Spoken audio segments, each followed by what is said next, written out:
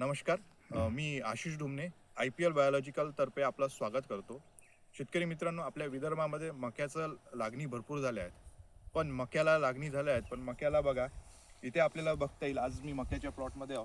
इथे बघता येईल, इथे दाखवू. इथे बघता येईल आपल्याला, इथे मक्यामध्ये पानं इथे खाल्लेले दिसत आहे पूर्ण. हे बघा. आणि इथे मक्यावर अळीसुद्धा आपल्याला दिसत आहे. मका पिकामध्ये हे बघा, अशा पाने खाणाऱ्या अळ्या तुम्हाला दिसत आहेत.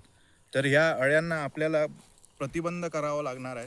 जर आपण ह्या अळ्यांचा प्रतिबंध केला नाही, तर जे मक्याला पानं, जे पाण्याची मक्याचे पानं जे आहेत हे इथे तुम्हाला खराब केलेले दिसतील आणि हे खराब पानं होतील. तर तुम्ही यामध्ये जैविकमध्ये तुम्ही बेवेरिया बॅसियाना आणि मेटारायझा ॲनिसोफी या 2 जैविक कीटकनाशकाचा वापर करू शकतो. आणि याचं आलटून पालटून स्प्रे जर आपण केले, तर अशा अळीचा तुम्हाला नायनाट झालेला दिसेल आणि इथे रिझल्ट तुम्हाला चांगले मिळतील. विशेष म्हणजे तुम्हाला या जैविक कीटकनाशकाचा पर्यावरणाला काही हानी न होता तुम्हाला रिझल्ट चांगले मिळतील.